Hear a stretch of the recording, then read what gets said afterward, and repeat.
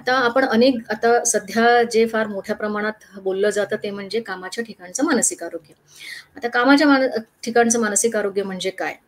सगळ्यात महत्त्वाचं म्हणजे अ, आपण एखादं जेव्हा काम करतो, त्या कामातून आपल्याला कशा पद्धतीचं आनंद मिळतो, त्यातून आपल्या शरीरावर आणि मनावर काय परिणाम होतात, हे सगळं फार महत्त्वाचं आहे.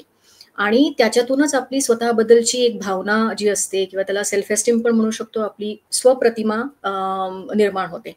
काही लोकांची स्वप्रतिमा ही अत्यंत वाईट असते आणि म्हणजे असं असतं ना, की राजहंसाला माहीत नसतं, की तो म्हणजे तो खूप सुंदर आहे, पण त्याला अनेक वेळा असं वाटतं, की आपण फार कुरूप आहोत आणि आपल्याला काहीही येत नाही आणि त्याला अनेक आजूबाजूची लोकं पण त्याला तसंच सांगत असतात आणि मग तो त्या त्या चक्रात फसतो आणि त्याला स्वतःबद्दल कमीपणाची भावना वाढीस लागते.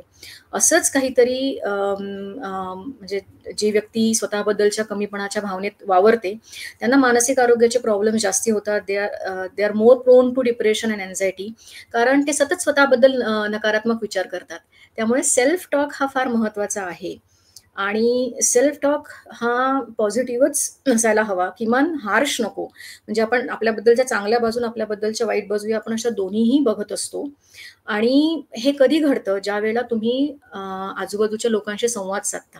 कारण एकटं राहिलं तर आपल्याला आपल्याबद्दल चुकीच्या भावना वाढीस लागतात. जेव्हा आपण 10 लोकांसोबत काम करतो, तेव्हा आपल्याला आपल्याबद्दल फीडबॅक मिळतो आणि तो फीडबॅक आपण घ्यायला हवा आणि आपल्याला वारंवार जर एकसारखा फीडबॅक मिळत असेल आणि तो आपण जर एक्सेप्ट करायला तयार नाही आहोत, तर आपला अहंकार कुठेतरी आड येतो आणि जिथे अहंकार आड येतो, तिथे व्यसनांची सुरुवात होते.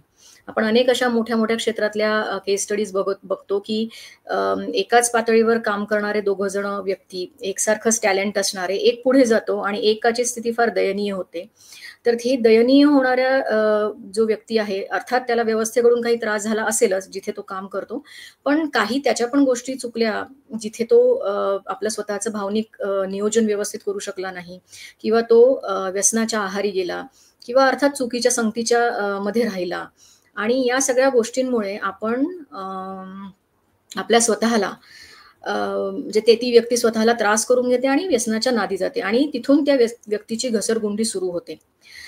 अशा व्यक्तीला आजूबाजूला सांगणारे अनेक लोकं असतात आणि अनेक लोकं त्यांना सांगण्याचा प्रयत्न करतात. पण त्यांचा इगो कुठेतरी जिथे सुखावतो, तिथे ती लोकं जातात आणि तिथे ती लोकं जाऊन स्वतःचं आणखी नुकसान करून घेतात. त्यामुळे जरी तुम्हाला कोणी तुमचा मित्र-मैत्रिणी, तुमचा जोडीदार, तुमचे आई-वडील, तुमचे बहीण-भाऊ तुम्हाला कधी अनेक वेळा आपल्याला रागवतात, हे करू नको, ते करू नको म्हणतात. आपले सहकारी असतात, की "अरे, तू हे चुकतोयस इथे किंवा तू इथे चुकतेस किंवा तुला मानसिक आरोग्याचे जर संदर्भात समस्या आहे, त्याचा तुझ्या कामावर परिणाम होतोय. तू कामात चुका करतेस किंवा चुका करतो आहे. तू म्हणजे कामात डिले होत आहे आणि ऑफिसमधल्या वातावरणावर त्याचा परिणाम होतो आहे. तर हे सगळं जर होत असेल तुमच्यासोबत, तर तुम्ही त्याच्यावर स्वतःकडे बघा. तो फीडबॅक एक्सेप्ट करा आणि तुम्ही जर तुमचं झोप नीट नसेल, तुमच्या खाण्यापिण्याचे जर प्रॉब्लेम्स वाढले असतील, तुम्हाला जर सतत तुम्ही आजारी पडत असाल, तुमचं वारंवार हॉस्पिटलायझेशन होत असेल, तुमच्यावर कर्ज वाढत असेल, तुमचं जर नात्यांमध्ये सतत भांडणं होत असतील, तुमचं काम वेळेवर पूर्ण होत नसेल, तर ह्या सगळ्या गोष्टी कुठेतरी एक इंडिकेटर देतात, की ऑल इस नॉट वेल. तर हे ऑल इस नॉट वेल हे तुम्हाला समजायला हवं, ते वेळेवर समजायला हवं.